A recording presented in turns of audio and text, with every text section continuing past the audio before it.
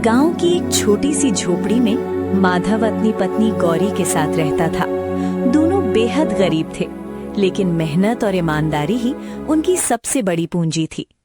ये लीजिए जी, 2 रोटियां और थोड़ा सा अचार, रास्ते में भूख लगे तो खा लीजिएगा।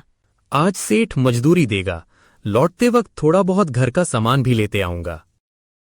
ये कहकर माधव रोटियों की पोटली लेता है और सेठ के यहाँ मजदूरी करने निकल जाता है। लेकिन लालचंद सेठ लालच और बेईमानी के लिए बदनाम था।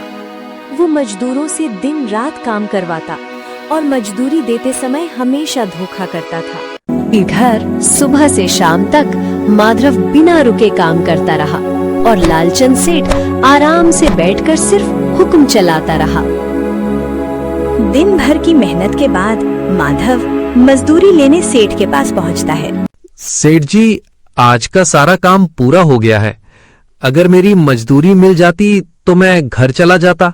काम खत्म होते ही पैसे याद आ गए। सेठ जी, मैं तो बस अपनी मेहनत की कमाई मांग रहा हूँ। बहुत ज्यादा बोलने लगा है तू। ले, पकड़ अपनी मजदूरी। सेठ जी, ये तो सिर्फ 100 रुपए हैं, हमारी तो 300 रुपए की बात हुई थी। आज मेरा मन बस इतने ही देने का है। लेना है तो ले, नहीं तो चलते बन। सेठ जी, इतने पैसों से घर कैसे चलेगा? मुझे मत सिखा और सुन, आज के बाद मेरी हवेली में कदम मत रखना। लेकिन सेठ जी। निकल जा यहाँ से। अपमान का बोझ लिए माधव भारी कदमों से अपने घर लौटने लगा। हे भगवान, अब गौरी को क्या मुंह दिखाऊंगा? क्या हुआ? आज इतने उदास क्यों हुए जी? आज लालचंद सेठ ने मुझे नौकरी से निकाल दिया और मजदूरी भी पूरी नहीं दी। क्या? लेकिन क्यों? बस अपनी मेहनत के पैसे मांग लिए थे। दुख मत कीजिए जी, भगवान जो करते हैं अच्छे के लिए ही करते हैं। इसमें अच्छा क्या हुआ? अब मेरे पास कोई काम ही नहीं रहा। अरे तुम ही तो कहते थे कि लालचंद सेठ अच्छा आदमी नहीं है, मेहनत भी करवाता था और पैसे भी पूरे नहीं देता था। ऐसे आदमी का साथ छूट जाना ही अच्छा हुआ। हाँ, बात तो सही है, लेकिन बिना काम के घर कैसे चलेगा? नई नौकरी ढूंढो, भगवान पर भरोसा रखो, मेहनती इंसान को काम जरूर मिलता है। अगली सुबह। गौरी, मैं काम की तलाश में जरा बाहर जा रहा हूँ। ठीक है, लेकिन ज्यादा चिंता मत करना, भगवान जरूर कोई रास्ता निकालेंगे। ठीक है, तुम खाना बनाओ, मैं चलता हूँ।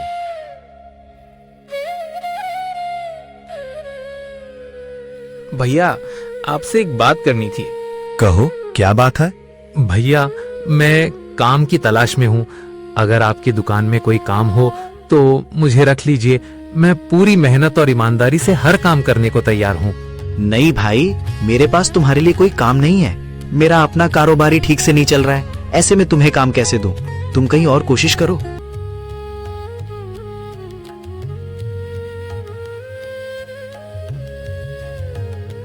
सेठ जी, मुझे काम की बहुत जरूरत है।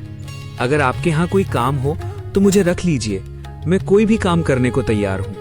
माफ करना भाई, फिलहाल कोई काम खाली नहीं है। माधव पूरे दिन एक दुकान से दूसरी दुकान भटकता रहा, लेकिन उसे कहीं भी काम नहीं मिला। पूरे दिन भटकने के बाद थक हार कर माधव गांव की पुरानी पेड़ के नीचे जाकर बैठ गया। हे भगवान, मैंने कभी किसी का बुरा नहीं किया, फिर मेरी इतनी कठिन परीक्षा क्यों? बस इतना कर दीजिए, मेरे घर का चूल्हा जलता रहे। पूरा दिन बीत गया, लेकिन काम नहीं मिला। अब घर लौट चलता हूँ। वो घर लौट ही रहा था कि रास्ते में उसकी नजर एक छोटे से ढाबे पर पड़ी। चलो, आखिरी बार यहाँ भी पूछकर देख लेता हूँ। भैया, क्या आपके यहाँ मेरे लायक कोई काम मिल सकता है?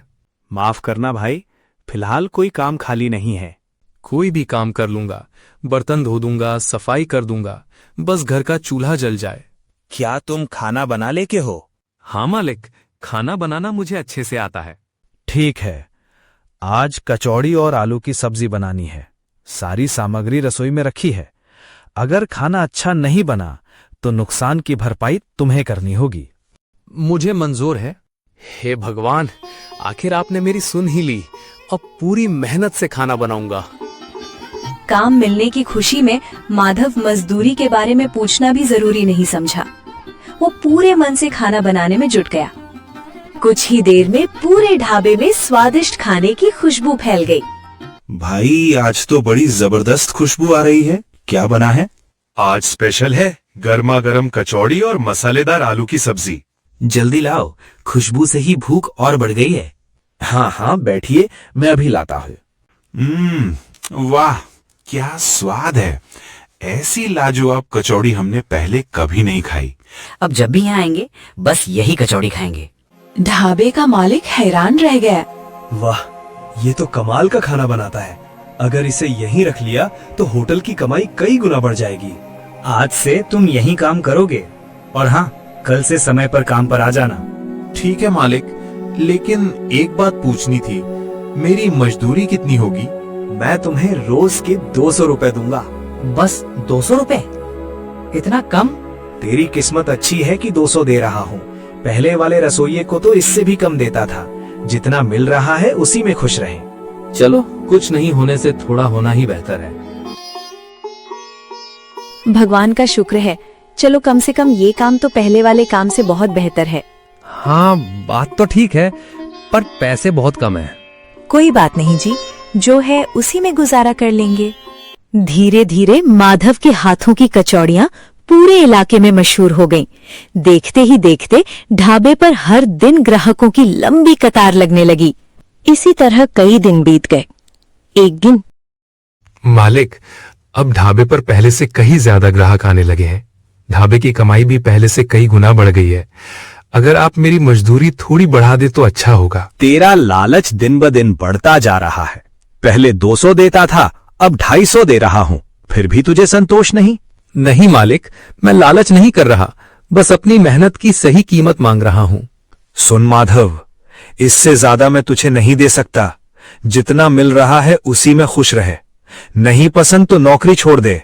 मालिक की बातें सुनकर माधव का मन टूट गया। वो चुपचाप वहां से चला आया। उस रात माधव की आंखों में नींद नहीं थी। ढाबे के मालिक के कटु शब्द बार बार उसके मन में गूंज रहे थे। क्या हुआ जी, आज शाम से आप इतने खामोश क्यों हैं? आखिर बात क्या है? गौरी, मैं दिन रात मेहनत करता हूँ, लेकिन आज भी मेरी मेहनत की सही कीमत नहीं मिल रही। ऊपर से आज ढाबे के मालिक ने सबके सामने मेरा बहुत अपमान किया। अब वहाँ एक पल भी काम करने का मन नहीं करता। जब लोग आपके हाथ की बनी कचौड़ी खाने दूर दूर से आते हैं, तो फिर आप किसी और का ढाबा क्यों चला रहे हैं? अपना छोटा सा ढाबा क्यों नहीं खोल लेते? लेकिन इतना पैसा कहाँ से आएगा? गौरी बिना कुछ कहे उठी।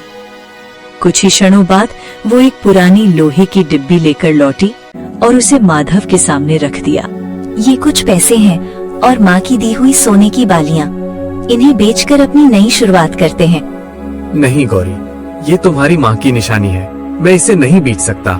निशानी सिर्फ संभाल कर रखने के लिए नहीं होती, जरूरत पड़ने पर अपनों के काम भी आती है। मुझे इन बालियों से ज्यादा आपकी मेहनत पर भरोसा है। तुम्हारे इस भरोसे को मैं कभी टूटने नहीं दूंगा। अगली सुबह माधव बाजार जाकर गौरी के गहने बेचकर पैसे ले आता है। किसी तरह ढाबा खोलने लायक पैसे इकट्ठा हो जाते हैं। दोनों बहुत खुश होते हैं। मालिक, आपने कुछ सुना? माधव अपना ढाबा खोलने वाला है। उसने पैसे भी जुटा लिए हैं। जिसे मैंने काम दिया वही अब मेरा मुकाबला करेगा। ऐसा कभी नहीं होने दूंगा। ये कहकर धीरे से अपने आदमी के कान में कुछ कहा और आदमी बिना कुछ बोले वहाँ से चला गया। और जैसे ही रात हुई, पूरा गांव गहरी नींद में सो गया। तभी एक साया धीरे धीरे माधव के घर की ओर बढ़ने लगा और अगली सुबह संदूक का ढक्कन खुला हुआ था। उसमें रखे सारे पैसे गायब थे। किसी ने उनकी पूरी जमा पूंजी चुरा ली थी। गौरी, सब खत्म हो गया। अब कभी अपना ढाबा नहीं खोल पाऊंगा। लेकिन गौरी ने अगले ही पल अपने आंसू पोंछे और खुद को संभालते हुए बोली, नहीं, पैसे चले गए तो क्या हुआ? हमारी मेहनत और हौसला अभी भी हमारे साथ है। भगवान जरूर कोई नया रास्ता दिखाएंगे। गौरी, मुझे फिर से उसी ढाबे के मालिक के पास काम मांगने जाना पड़ेगा। आखिर बिना पैसों के घर का गुजारा कब तक होगा? नहीं जी, ये हार मानने का समय नहीं है। अगर हम फिर से उसी के सामने झुक गए तो हमारा सपना हमेशा के लिए अधूरा रह जाएगा। कोई रास्ता भी तो नजर नहीं आ रहा है। चोर पैसे ले गया, लेकिन आपके हाथों का हुनर नहीं। ढाबा नहीं खुला तो क्या हुआ? पहले एक छोटा सा ठेला लगाते हैं, धीरे धीरे वही ठेला एक दिन बड़ा ढाबा बन जाएगा। लेकिन गौरी, हमारे पास तो ठेला खरीदने के लिए भी पैसे नहीं बचे हैं। गांव के बाहर पुराने कबाड़ी हरिराम की दुकान है। उसे अपना पुराना ठेला बेचते मैंने कई बार देखा है। क्यों ना हम उससे मिलकर देखें? दोनों हरिराम की दुकान पर पहुंचते हैं। भैया, हमें एक छोटा सा ठेला चाहिए। ठेला तो है, मगर उसके 2000 रुपए लगेंगे। भैया, हमारे पास अभी पैसे नहीं हैं। अगर आप भरोसा करें तो मैं आपकी दुकान पर काम करके धीरे धीरे इस ठेले की कीमत चुका दूंगा। लोग उधार मांगते हैं, लेकिन तुम मेहनत देकर ठेला मांग रहे हो। ऐसे लोग बहुत कम मिलते हैं। ठीक है, 5 दिन मेरी दुकान पर काम कर दो, उसके बाद ये पुराना ठेला तुम्हारा। कुछ ही दिनों बाद माधव ने अपनी मेहनत और हिम्मत के दम पर एक छोटा सा ठेला लगा लिया। देखते ही देखते उसके ठेले पर ग्राहकों की लंबी लाइन लगने लगी। देखते ही देखते माधव की सारी कचौड़ियां बिक गई। पहले ही दिन उसकी उम्मीद से कहीं ज्यादा कमाई हुई। देखा जी, मैंने कहा था ना, जो होता है अच्छे के लिए ही होता है। हाँ गौरी, अगर सेठ ने मुझे नौकरी से नहीं निकाला होता तो शायद मैं कभी अपना ठेला लगाने की हिम्मत ही नहीं कर पाता। कुछ ही महीनों में माधव का छोटा सा ठेला पूरे इलाके की पहचान बन गया। आज वही लोग जो कभी माधव को गरीब समझकर नजरअंदाज कर देते थे, उसकी मेहनत और ईमानदारी की मिसाल देने लगे।